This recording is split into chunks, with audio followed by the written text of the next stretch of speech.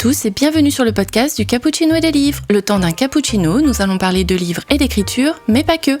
Je suis Jess Angel, j'aime autant lire des histoires qu'en raconter et j'avais envie de partager avec vous tout mon univers. Et quoi de mieux qu'un podcast pour le faire ? Alors allons-y, c'est parti.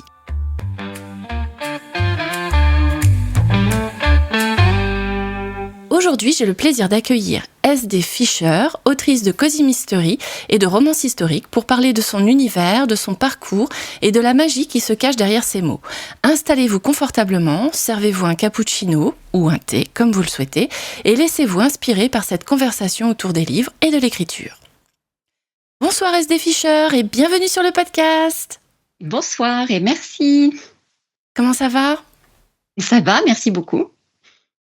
Alors c'est parti par une petite présentation, ça te dit ? On commence comme ça ? Ok, allons-y. Alors, pour commencer donc, comment tu te présenterais si tu devais résumer ton parcours en quelques mots ? Je dirais travail, passion et persévérance. Je suis une vraie bosseuse et quand je suis sur un roman, je peux focaliser toute mon attention dessus et je fais vraiment de mon mieux pour que ce soit à la hauteur de mes propres attentes en fait. D'accord. Je suis aussi passionnée parce que j'adore ce que je fais évidemment et de toute façon je pourrais pas le faire si j'étais pas passionnée. J'imagine, oui. Et puis je suis persévérante parce que je m'accroche à mon rêve et je vais continuer à m'y accrocher quoi qu'il arrive, même quand il y a des phases de doute, je lâche rien du tout. Ah ça c'est bien. Qu'est-ce qui t'a donné envie d'écrire ? T'as eu un déclic ou c'est une lente construction au fur et à mesure de ton évolution ? Alors c'est une lente construction, j'ai toujours écrit depuis que je suis toute petite, mais j'ai vraiment commencé à écrire quand j'avais à peu près 12 ans, quand je suis rentrée au collège, la phase collège. Alors il y a eu des pauses plus ou moins longues à certaines périodes de ma vie, notamment entre le lycée et la fac où j'étais plus dans une phase dessin, où je m'exprimais beaucoup par le dessin. D'accord. Mais malgré ces pauses, je suis toujours revenue à l'écriture. Ok. Quelles sont les œuvres, les auteurs ou même les expériences de vie qui ont nourri ton univers d'écriture ?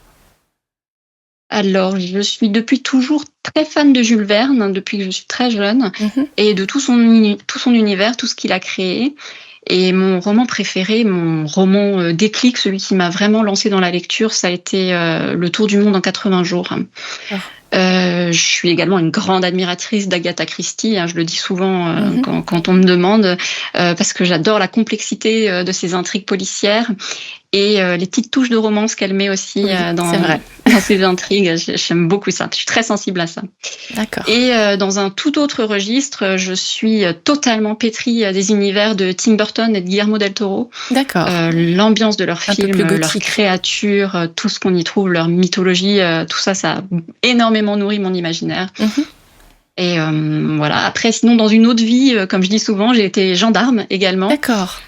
Alors, bizarrement, ça n'a pas nourri mes Cozy Mystery, mais je pense que ça m'a aidée en tant que personne. En fait, j'ai rencontré beaucoup de gens qui étaient tous très intéressants à leur manière. Et j'ai vu beaucoup de choses dans ma carrière, parfois très drôles, parfois très tristes. Parfois, c'était même drôle et triste en même temps. Oui. On m'a confié des histoires, des événements, et je pense que ça m'a apporté quand même une certaine expérience de pas mal de choses. Bah, j'imagine. C'est un beau métier. Oui. C'est courageux aussi d'avoir pris ce métier, de s'être arrêté et d'être parti dans l'écriture. Et en fait, j'ai toujours écrit même en parallèle de mon métier. Donc, pour moi, la transition s'est faite de façon logique. Quand j'ai arrêté la gendarmerie, pour moi, après, c'était forcément l'écriture de toute façon. Il n'y avait pas d'autres chemins à prendre. Ouais, pas d'autres chemins. Si tu devais décrire l'âme de tes romans, ce serait quoi ? Un thème, une émotion, une couleur ? Je pense que le thème majeur de mes romans, enfin en tout cas ce qu'on y retrouve à chaque fois, ça va être l'acceptation de soi, malgré le regard des autres ou le propre regard qu'on peut avoir sur soi. Alors ça peut paraître bizarre pour des Cozy Mystery, mais en réalité mes personnages, que ce soit les protagonistes ou les suspects, ou enfin voilà, sont des gens qui doutent beaucoup d'eux-mêmes, de leur place dans la société, de leurs valeurs. Et en définitive, c'est en s'acceptant eux-mêmes qu'ils arrivent à trouver leur place.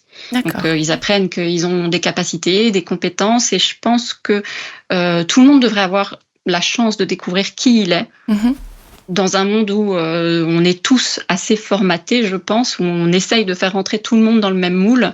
Je pense que c'est important que chacun ait la chance de découvrir qui il est vraiment et surtout de s'accepter tel qu'il est et non pas tel que les autres voudraient qu'il soit. Effectivement. Et sinon, bien sûr, le féminisme est aussi un thème majeur. C'est une cause qui me tient vraiment à cœur. La place des femmes, leur courage, leurs compétences, c'est un sujet qui est aussi très fil rouge dans mes romans. Oui, j'ai vu ça dans le tome 1, effectivement. Ça m'a bien plu, parce que j'ai trouvé que ça donnait une touche moderne à ton histoire. Merci. Si maintenant on passait à ton retour d'expérience en tant qu'écrivain, est-ce que tu te souviens de la toute première histoire que tu as écrite et ce qui t'a poussé à la raconter ? Oui, je m'en souviens très très bien. C'est pareil, c'est une histoire que je raconte assez souvent. J'avais 12 ans, donc c'est pareil, je venais d'entrer dans ma grosse phase lecture et moi aussi j'avais envie d'écrire. Et j'ai écrit une histoire sur une jeune fille qui arrivait dans un monde parallèle et qui devenait chevaucheuse de dragons. Waouh. À l'époque, en fait, je me sentais très en décalage par rapport à mes camarades d'école parce que moi, je me passionnais pour la lecture, pour les histoires fantastiques. Je lisais Jules Verne, je lisais Conan Doyle, je lisais Mary Shelley, Poe. Je me passionnais pour la mythologie grecque. Et puis, forcément, mes copains et mes copines de collège, c'était pas trop leur truc. Ils comprenaient pas trop ça. Et donc, je me sentais assez seule, un peu bizarre, quoi. Et donc, imaginer une histoire où une fille est transportée dans un autre monde où elle trouve sa vraie place, ça me parlait bien. Ah bah oui, effectivement, c'est le thème dont tu parlais tout à l'heure, trouver sa place dans le monde dans lequel on est. Exactement. Ah, c'est une très bonne idée. Et elle a eu du succès, ton histoire, quand même ? Tu l'as partagée ou tu l'as gardée pour toi ? Non, elle était très mauvaise. Non, je l'ai gardée pour moi. Il faut toujours un début à tout. C'est ça. Quel regard tu portes aujourd'hui sur ton premier roman publié ? Alors, mon premier roman publié, c'était Les Marcheurs de brume, que j'ai réédité en intégrale récemment. Et ça n'a rien à voir avec ce que j'écris aujourd'hui, puisque c'est de la fantaisie. D'accord. C'est une histoire que j'aime toujours beaucoup. Honnêtement, ça fait plus de 10 ans que je l'ai écrite, mais malgré tout, je l'aime encore énormément. C'est une histoire de courage, de résilience, d'acceptation de soi encore. C'est probablement une histoire qui n'est pas parfaite, peut-être, mais j'ai encore beaucoup de tendresse pour cette histoire. Je pense qu'elle n'a pas eu énormément de visibilité, ce qui m'a toujours rendu un peu triste, mais malgré tout, j'ai toujours reçu un excellent accueil avec. Et puis c'était mes premiers véritables pas dans l'écriture, ma première expérience en maison d'édition, et c'était très gratifiant. Oh bah j'imagine. Est-ce que pendant toute cette période d'écriture, est-ce que tu as traversé des moments de doute, de blocage ? Et si oui, comment tu les as surmontés ? Alors, je connais aucun auteur qui n'a jamais traversé ce genre de moment. Je pense que ça doit exister peut-être, des licornes comme ça, mais j'en connais pas personnellement. Moi, quand ça m'arrive, en fait, je fais une pause. Je me dis, c'est pas la peine de continuer, c'est pas la peine de m'obliger, il vaut mieux que je m'arrête. Donc, je fais une pause. Alors, pas forcément trop longue, je fais une pause 1 semaine, 15 jours maximum. Et puis pendant ces 15 jours, je fais totalement autre chose. Je joue aux jeux vidéo, je regarde la télé, je vais marcher, je me vide la tête, vraiment. Et puis quand je reviens me remettre au travail, je me dis, allez, hop, c'est bien d'avoir des doutes, mais c'est pas comme ça que ça va avancer. Donc, allez, c'est reparti maintenant. Et je pense aussi que relire les avis positifs qu'on a sur les livres précédents, ça peut aider aussi en cas de perte de confiance, ça aide, ça remotive. Tout à fait. Peux-tu nous parler maintenant d'un rituel d'écriture, si tu en as un ? Si tu as un endroit, un moment, une musique, si tu as besoin d'une boisson chaude pour pouvoir te mettre dans la séance d'écriture ou pas ?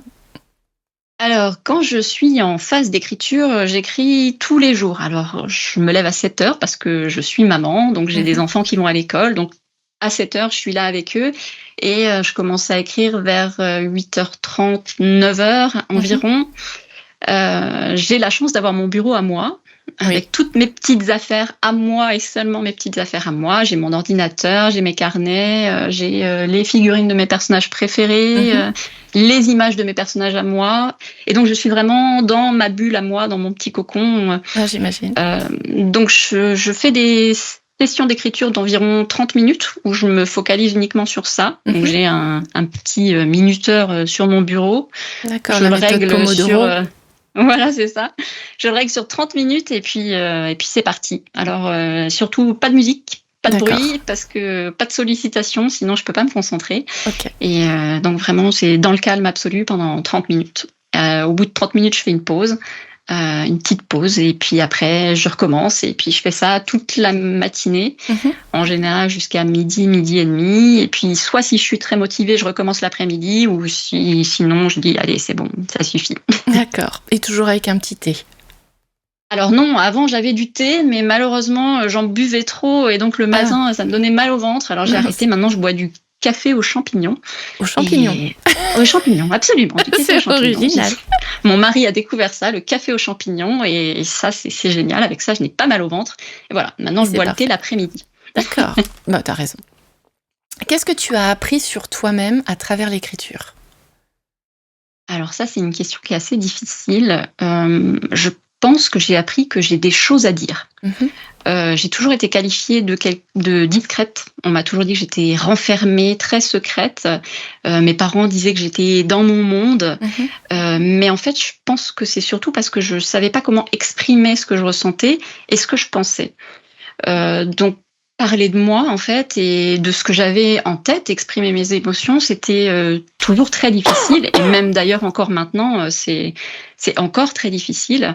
J'ai toujours l'impression que je vais avoir l'air bizarre, ou qu'on va se moquer de moi, ou que je vais manquer d'arguments, tout bêtement, et voilà. Mais j'ai quand même des choses à dire et des émotions à exprimer. Et quand j'ai commencé à écrire mes histoires, en fait, il y avait toujours ce même thème dont j'ai parlé plus tôt, celui de trouver sa place, l'acceptation de soi, et quel que soit le sujet, quelle que soit la situation. Donc, j'ai pu parler dans mes livres des thèmes qui m'importaient, le regard des autres, le consentement, les violences, le féminisme, l'ouverture d'esprit, l'acceptation de l'autre. Voilà, donc mes héroïnes partagent pour la plupart mes valeurs personnelles, en fait. Mais je me suis rendu compte que j'ai exprimé à travers elles tout ce que moi, j'arrivais pas à dire, en fait. D'accord. Bah, c'est une bonne chose. L'écriture, ça peut aussi servir à exprimer des choses qu'on a au fond de nous et qu'on n'ose pas trop déclamer. Absolument. C'est une bonne chose. Si maintenant on parlait de ton actualité, est-ce que tu peux nous parler de ta dernière sortie ? Comment est née l'idée ? Qu'est-ce que tu as voulu explorer ? Alors, ma dernière sortie, c'était Mort sur la Seine. Donc, c'est le 3e tome des Détectives en jupon. Il est sorti au mois d'août dernier. Et en fait, l'intrigue est venue tout à fait bêtement, et pas du tout à cause de Mort sur le Nil d'Agatha Christie, même si le titre est une référence. Mais en fait, c'est venu d'un manga que j'étais en train de lire, parce que je lis beaucoup de mangas. Et ce manga, c'était Détective Conan. Et dans une des enquêtes de Conan, l'intrigue se passe sur un bateau, et je me suis dit que ce serait un bon cadre pour l'histoire. Effectivement. Le thème, lui, s'était imposé très très vite grâce à l'héroïne Hélène, que j'avais déjà évoquée dans le 1er tome de la série. Hélène, c'était une femme battue, et son frère avait été maltraité durant leur enfance parce qu'il était autiste. D'accord. Donc, au tout début du 19e siècle, on y allait à coups d'électrochocs et de bains glacés pour soigner entre guillemets les autistes. Donc je savais dès le départ que pour cette histoire, j'allais parler de violence intrafamiliale et des rapports familiaux, comment ça peut abîmer des personnes, comment le secret peut ronger les gens et les familles, et puis influencer toute leur vie future. D'accord. Mais c'était aussi important pour moi de parler de résilience, de montrer comment des gens surmontent leur traumatisme et comment ils continuent à vivre, et qu'on peut avoir malgré tout une deuxième chance. D'accord. Alors, c'est un roman policier à la base, un cozy mystery, donc il y a de l'humour, il y a des péripéties, une enquête, mais il y a aussi des thèmes assez forts, et ça me tient vraiment à cœur que dans mes cozy mystery, même douillés, même drôles, même pétillants, il y ait malgré tout une vraie profondeur. Je pense qu'on peut aborder des thèmes difficiles et sombres, même en cozy mystery, et j'aime bien Mort sur la Seine pour ça. D'accord. Si tu devais nous le résumer, faire un synopsis ou un pitch, qu'est-ce que tu nous dirais ? Alors, c'est une jeune femme qui, pour échapper à la demande en mariage de son cousin, qu'elle aime beaucoup, mais qu'elle n'aime pas à ce point, fuit sur un bateau de croisière sur la Seine. Et au cours de cette croisière, le patriarche de la famille qui a affrété le bateau, va être assassiné. D'accord. Et donc, elle va mener l'enquête avec un mystérieux domestique qui est très séduisant. Ça promet. Dans ton actualité, les dernières sorties, on peut aussi parler des salons, des dédicaces, des rencontres avec tes lecteurs. Comment tu vis tout ça ? Alors moi j'adore ça, D'accord. rencontrer. Alors bizarrement j'ai du mal à m'exprimer, mais j'adore rencontrer les gens. Donc en ligne, j'essaye au maximum de répondre à tous les messages que je reçois. Donc, parfois ça traîne un peu parce que je suis un peu occupée. Donc entre mon travail et ma vie de maman, c'est un peu compliqué parfois. Donc j'arrive pas à répondre à tout le temps, mais j'essaye vraiment que ce soit sur les réseaux sociaux ou dans mes mails, même si j'avoue que les mails, c'est là où je suis le plus en retard parce que j'en oublie, mais j'essaye quand même. La régularité. Donc, voilà, si jamais mes lectrices m'écoutent et n'ont pas encore eu de réponse à leur message, ça va pas tarder. Je suis désolée, je vais essayer de me rattraper. Je comprends. Tu te souviens Oui, pardon. Ah, pardon. Vas-y, non, vas-y, continue, excuse-moi. Pour ce qui est des salons et des dédicaces, en fait, comme je disais, je suis pas quelqu'un qui va très spontanément vers les gens, mais malgré tout, j'adore ça, être en salon et être en dédicace et discuter de vive voix avec mes lectrices, que ce soit des nouvelles lectrices ou des lectrices convaincues, parce que rencontrer de nouvelles personnes, même si je suis pas une experte en relations sociales, je trouve ça formidable et je trouve ça merveilleux que des gens viennent me rencontrer ou me découvrir.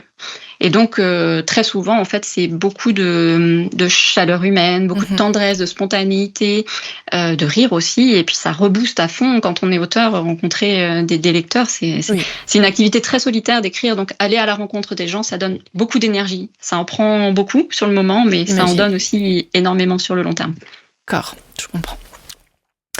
Est-ce que tu as un prochain salon qui arrive bientôt ou... Pas pour tout de suite. Alors, je serai à Hattonchâtel, en Moselle, pour un salon du livre de Noël. Et je vais également être à Belfort en décembre pour, c'est pareil, un salon du livre à l'occasion de Noël. D'accord. Voilà. Donc ça, c'est mes 2 prochains salons. D'accord. Est-ce que tu as des projets actuels ou à venir Alors pour l'instant, ma priorité, c'est bien sûr de continuer mes 2 séries, donc La Demoiselle et le Mousquetaire et Détective en jupon. Mais j'ai déjà des pistes pour ce qui viendra après, parce que j'ai énormément d'idées, énormément d'envies. Il y a aussi des choses en coulisses qui se passent dont je peux pas encore parler, mais bon, ça viendra. Et puis j'aimerais bien écrire aussi quelque chose en imaginaire, parce que c'est mon truc à moi. Mais je sais pas encore quand ni comment je vais le caler dans mon planning, donc ça, on verra. D'accord. Si je te posais une petite question piège, si tu pouvais teaser ton prochain roman en une seule phrase mystérieuse, ce serait laquelle ? Alors, une phrase mystérieuse, je vais dire ne croyez pas tout ce qu'on vous montre. C'est pas mal, ça donne envie. Et maintenant, on passait au conseil et l'inspiration.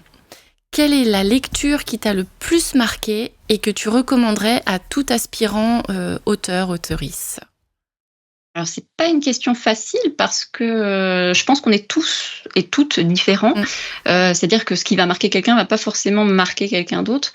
En tant que lectrice, moi, le roman qui m'a le plus marqué, comme je l'ai dit un peu plus tôt, c'est Le Tour du monde en 80 jours.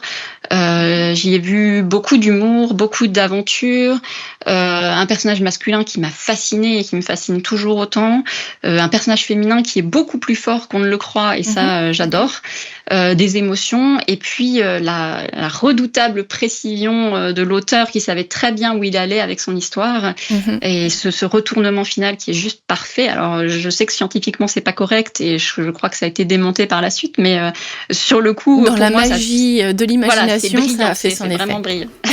Voilà, donc quand moi je l'ai lu au collège, c'était une lecture de français imposée, mais je remercierai jamais assez ma prof de français de l'époque d'avoir choisi ce livre. Après, en tant qu'autrice, si je dois m'adresser à des apprentis auteurs, je pense que c'est Écriture, mémoire d'un métier de Stephen King, qui a été pour moi une lecture vraiment fondatrice. Alors, on n'y apprend pas de technique d'écriture, mais on y apprend plutôt la réalité du métier, ce que c'est qu'être écrivain, le travail que ça demande, la persévérance, la discipline, l'humilité. Les refus qu'on accroche sur son panneau à côté de son cahier, oui. Ouais. Et je pense que c'est le livre sur l'écriture le plus honnête que j'ai lu, en fait. Et je pense que tout auteur débutant devrait au moins y jeter un petit coup d'œil. D'accord, je note. Quelle erreur ou difficulté t'a le plus appris dans ton parcours d'écriture?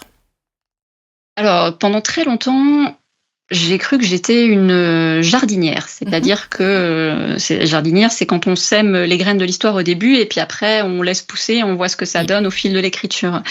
Et au final, je me retrouvais avec des histoires qui étaient un peu bancales, qui n'étaient pas abouties, avec des personnages aux motivations un peu floues, des péripéties qui arrivaient un peu téléphonées. J'avais des moments de creux dans l'écriture, des moments où je savais plus quoi lire, quoi écrire, donc je m'arrêtais tout simplement. D'accord. Et en fait, avec le Cozy Mystery, je suis obligée de tout préparer à l'avance, Oui. les personnages, leurs mobiles, les indices, les interrogatoires, tout. Et je me suis rendu compte que j'étais bien plus efficace dans mon écriture de cette façon, en fait, quand je prépare tout à l'avance. Quand tu planifies. Voilà, exactement. Ouais, c'est une façon de faire, effectivement. Après, tout dépend de ce qu'on ressent par rapport à une histoire. Mais je reconnais pour moi-même avoir écrit un Cozy Mystery fantastique. Si effectivement tu suis pas une trame bien spécifique. Après, moi, je m'étais basée sur... je sais plus où j'avais vu ça, mais c'était Agatha Christie. C'était la méthode qu'elle utilisait. Et en fait, elle fabrique son meurtre de A jusqu'à Z. Oui, avec absolument. les vrais indices, les faux suspects, les vrais suspects, la chronologie du moment où c'est arrivé, de ce qui se passait avant, de ce qui se passait après. Et après, elle construisait son histoire autour de son meurtre, tout bien planifié de A jusqu'à Z, pour justement bien répondre à toutes les questions à la fin et ne pas Exactement. ne pas se planter. C'est aussi la méthode que j'emploie avec le Cozy Mystery. Je prépare le meurtre à l'avance avec tous les personnages autour du meurtre bien comme il faut, bien planifié. Et je me mets dans la tête du criminel, en fait. Comment a-t-il fait pour qu'on ne le soupçonne pas lui, en fait. Voilà. Et c'est comme ça que je crée le meurtre et après je fais tout autour. C'est une bonne idée. Il y a d'ailleurs, alors j'aurais pas la citation exacte, mais je viens de finir, j'ai lu en début de mois, toutes les fêtes de Noël commencent par un meurtre de Benjamin Stevenson. Et à un moment, il dit, en parlant avec un journaliste, donc c'est l'acteur, son détective qui parle à un journaliste dans l'histoire, et qui dit qu'en fait, le meurtrier, c'est un illusionniste. Oui. Parce que soit il crée l'illusion que c'est pas lui, le criminel, le coupable, c'est ça. Soit il crée l'illusion que c'est quelqu'un d'autre qui a commis le crime pour qu'on n'aille pas le soupçonner lui. Et j'ai trouvé cette phrase vraiment très très forte parce qu'effectivement, un polar, un roman policier ou un Cozy Mystery, c'est de l'illusion, c'est de la poudre aux yeux qu'on t'envoie pour te perdre et que tu ne saches pas qui est le vrai criminel. Exactement, c'est tout à fait ça. Ok. Si tu devais donner un conseil à l'écrivaine que tu étais à tes débuts, que lui dirais-tu ? Je lui dirais de continuer, de persévérer. Je lui dirais, crois en toi, cherche des conseils, mais fie-toi à ton instinct. Et je lui dirais aussi, je pense, professionnalise-toi. Apprends, forme-toi, considère ça comme un vrai métier. Parce que souvent, on nous dit écrire, c'est pas un vrai métier. Mais en fait, si, bien sûr que c'en est un. Et comme un vrai métier, il faut se former, il faut apprendre, il faut travailler. Donc, je pense que je lui dirais tout ça. D'accord. Maintenant, on va passer à un petit conseil lecture ou écriture. Laquelle t'aide le plus à respirer ? Tu préfères lire pour faire une pause ou t'as besoin d'écrire pour... Je préfère écrire. D'accord. J'adore lire bien sûr, mais écrire, ça me permet vraiment de me vider la tête en fait. J'ai beaucoup de choses qui tournent en permanence et donc écrire c'est nécessaire. Parfois j'ai des idées qui sont là et que je ne peux pas mettre en roman parce que j'ai pas le temps. Et rien que simplement remplir un carnet avec toutes les idées, ça suffit à te faire du bien, calmer un peu la tempête dans la tête quoi. Donc oui, pour moi c'est une vraie détente. J'écris même, je fais du jeu de rôle sur forum parce que ça me détend. Voilà, j'aime écrire. Ok. J'ai vu passer quelque part l'information comme quoi Funeste Fiançailles avait été finaliste du concours des plumes francophones 2023 et finaliste du prix JRH 2024. Qu'est-ce que ça fait, en tant qu'autrice, d'être finaliste d'un concours ou d'un prix ? Ça t'a fait vivre quoi comme émotion ? C'est hyper excitant. Alors, j'avoue que là, du coup, maintenant, je peux comparer puisque Une pierre de proie, lui, est lauréat du concours des plumes francophones 2025. Félicitations. Merci beaucoup. Donc, quand on est finaliste, c'est vraiment hyper excitant. En fait, déjà, on n'y croit pas quand la nouvelle arrive. Et puis, c'est super excitant. On rencontre les autres finalistes, on discute avec eux. C'est super intéressant. Et alors, forcément, il y a une déception quand on n'est pas lauréat du prix. Mais je trouve ça quand même. Je trouve que ça booste vachement. Ça donne envie de continuer. On se dit oui, mon roman il a plu, donc allez, c'est parti, je continue et puis je progresse encore et puis voilà. Ok. J'ai oublié de te poser une question parce que j'ai oublié de préciser qu'en fait tu étais une autrice auto-éditée. Qu'est-ce qui t'a fait choisir cette voie de l'auto-édition ? Alors en fait, j'ai les deux profils parce que je suis aussi en maison d'édition avec certains romans d'imaginaire, donc j'ai vu les deux. En fait, j'ai commencé par être éditée en maison d'édition et quand j'ai décidé de passer au Cozy Mystery, j'ai choisi de m'auto-éditer parce que je voulais faire ce que je voulais, tout simplement. Je voulais avoir le contrôle de ma couverture, je voulais avoir le contrôle de mes thèmes, je voulais pas que quelqu'un vienne me dire non, ça c'est pas bien, non. Ça on prend pas parce que c'est pas à la mode ou je ne sais pas quoi. Je voulais faire ce que j'avais envie de faire et donc l'auto-édition pour ça c'est génial quoi. On est totalement libre de ses choix éditoriaux. Ça a été une belle réussite du coup. Ça s'est bien passé pour toi. Ouais, j'ai eu de la chance parce que Funeste Fiançailles a tout de suite très bien marché et être finaliste du prix des plumes francophones forcément a attiré quand même une certaine lumière dessus. Donc ça a vite fonctionné et donc c'était chouette quoi. Bah oui, c'est une belle expérience. Ouais. Si maintenant on veut te suivre pour connaître ton actualité, lire tes romans, soutenir ton travail, où est-ce qu'on doit se rendre ? Alors, je suis beaucoup sur Instagram. Donc, mon Instagram, c'est sd.fischer. Et je suis en parallèle donc sur Facebook, pour ceux qui préfèrent Facebook. Donc, c'est sdfischer.autrice. Et sinon, j'ai un site internet qui est sdfischer.com. Ok, c'est noté. Je mettrai tout dans la barre d'infos si vous cherchez les informations. On arrive à la fin de ce podcast. Est-ce que tu as envie encore de partager quelque chose avec nous ou tu penses avoir fait le tour de tout ce que tu voulais partager ?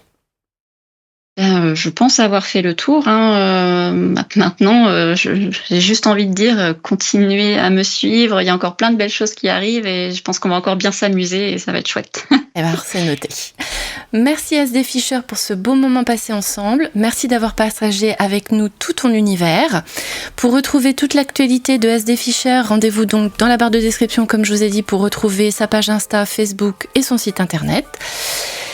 Quelques-uns de tes romans font déjà partie de ma wishlist et ne tarderont pas, je pense, à rejoindre ma palle. J'ai d'ailleurs lu en début de mois le tome 1 de la série La Demoiselle et le Mousquetaire où effectivement j'ai vu tous les thèmes dont tu as parlé tout à l'heure qui ressortent effectivement super bien et ça a été une très sympathique lecture parce que j'ai trouvé ça très moderne en fait. Donc j'ai beaucoup apprécié. Oui. J'essaye que ça reste moderne effectivement. Eh ben merci beaucoup SD. Merci à toi, merci. Et voilà, c'est la fin de cet épisode. J'espère qu'il vous a donné envie de lire, d'écrire ou tout simplement de rêver un peu plus. Merci d'avoir été avec nous jusqu'à la fin. C'est grâce à vous que le podcast continue à grandir. Pensez à vous abonner, à liker et à partager si le contenu vous a plu. Merci pour votre écoute et à très vite pour la suite.